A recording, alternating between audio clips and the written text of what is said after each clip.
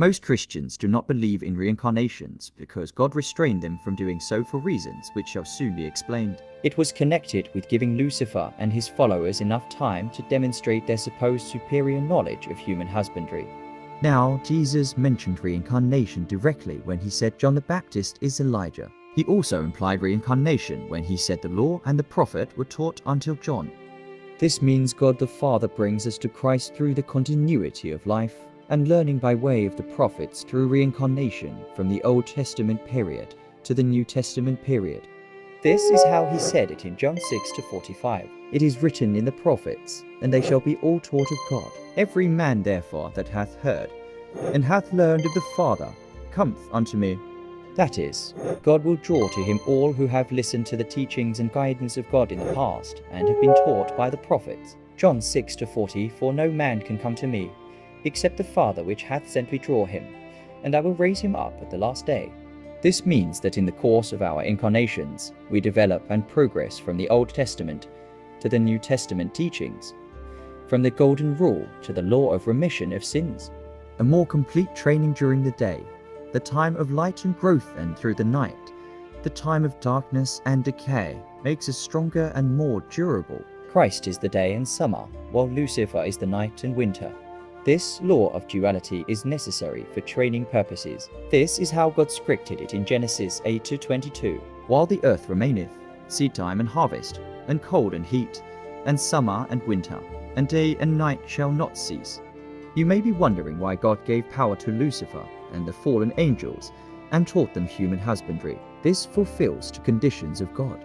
The first is to give the wicked a chance to repent and do good. Isaiah 26:10. Let favor be showed to the wicked, yet will he not learn righteousness. In the land of uprightness will he deal unjustly, and will not behold the majesty of the Lord. The second is to give us the most complete requirements for our education in summer and winter, as pointed out before. Thus, God blindfolded us to allow Lucifer and his followers to tell all they know about human breeding, because they claim they know more than him, as recorded in Isaiah 14:12. How art thou fallen from heaven, O Lucifer, son of the morning? How art thou cut down to the ground, which didst weaken the nations? 13. For thou hast said in thine heart, I will ascend into heaven. I will exalt my throne above the stars of God. I will sit also upon the mount of the congregation, in the sides of the north. 14. I will ascend above the heights of the clouds. I will be like the Most High. The following passage in the book of Isaiah is the record of how God blindfolded as to give Lucifer a chance to speak without hindrance from the servants of Christ. Isaiah 29:9. Stay yourselves and wonder. Cry ye out, and cry. They are drunken, but not with wine. They stagger, but not with strong drink. 10. For the Lord hath poured out upon you the spirit of deep sleep, and hath closed your eyes. The prophets and your rulers, the seers hath he covered. 11. And the vision of all is become unto you as the words of a book that is sealed, which men deliver to one that is learned, saying, Read this, I pray thee.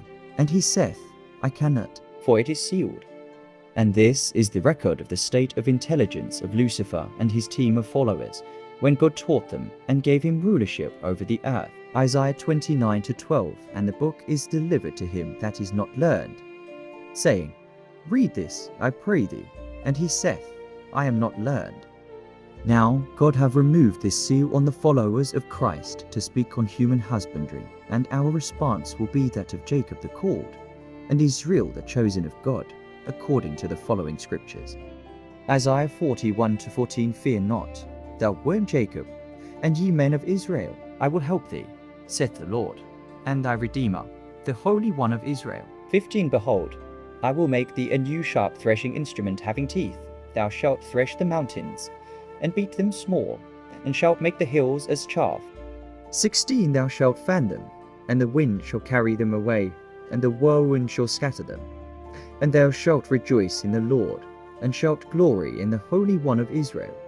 This first video series gives us an overview of God's plan for human development, and reincarnation is an essential part of the continuity of life until we reach maturity as angels and immortals.